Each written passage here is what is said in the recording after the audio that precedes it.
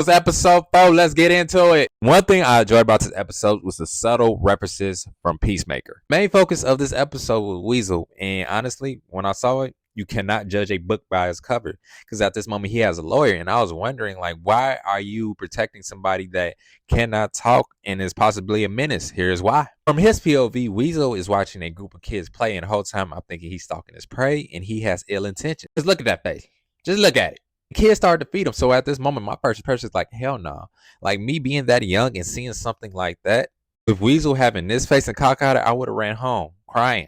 But with me thinking Weasel is finna sit here and take out one of these kids, he didn't. With the kids, the only one he really made a connection with was this little girl. Because think about it. She was nice, gave him some food, and she did not perceive herself as a threat. But in the distance, we have an old man who sees them in the distance. A part of me wish this old man knew that at the end of the day, Weasel had good intentions. Because as the more I sit here and reminisce on the episode, I think if Weasel wanted to do something, he would have did it. Because look how Weasel has been acting overall in the last couple of episodes. The scene right here made me really rethink Weasel, because he's trying to save the little girl. He's trying to get her out of there. He wants her to preserve her life. And these cops I don't like, because due to the fact that you wounded Weasel, that little girl lost her life.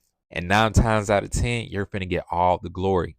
And this scene really hurt my heart by him being helpless, not being able to save that girl. And the whole time, the more we watch these backstories with these characters, it feels as one point what led them to being in Bel Red was tragedy. Now, I know what you're thinking. When we saw the scene with Amanda Waller and Cersei, we're thinking Cersei just out here just causing trouble. But the whole time, Cersei is clairvoyant, meaning she could see the future. But Waller doesn't buy it, because you got to think about a person who is part of the spiritual world in a world that is dictated by science. To her, it's like, yeah, I don't believe you. Cersei proceeds to show her the future. We see the princess taking over. We see a possible future where she takes over the world and the Justice League is incapacitated. And also, I'm assuming that is Gorilla's Grodd's first appearance in the DCU. I hope we get to see more of them. And with Amanda Waller seeing that, she is frightened, because she is seeing a world that looks like an apocalypse. The thing I've come to understand about Amanda Waller is this. She is willing to do any and everything to protect the human race, whether it's morally right or not.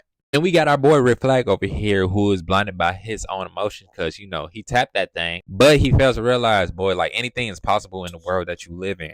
But Red Flag doesn't know that he is being watched by this insecure ass man. And this man just really has deep emotional issues. Because I ain't gonna lie, it was funny, but you really just took out 2 pilots all because you assumed they was talking about you not having any facial hair. Wow. After he got into it with Rick, and Rick got the best of him, he was like, bro, I don't want your girl.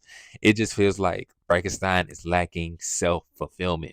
This scene I enjoy. I love a person who does not like bullies and is willing to stand up to him like, hey, bro, you ain't all big and bad. And I'm so glad that this man has to damn near eat through a straw. That's if he is still alive at this moment. And honestly, I could see a friendship starting to evolve with these two. And I'm very quite curious on her backstory at this moment, because for her to be that nice and just seem like she has a good heart, what did you do specifically to land you in Bel Rev? But overall, I really enjoyed this episode. I love how James Gunn is really sitting here with these backstories and making us get to understand how this character is and what made them be a part of this team. Because at this time, the vibe I'm getting from this particular group is misfits.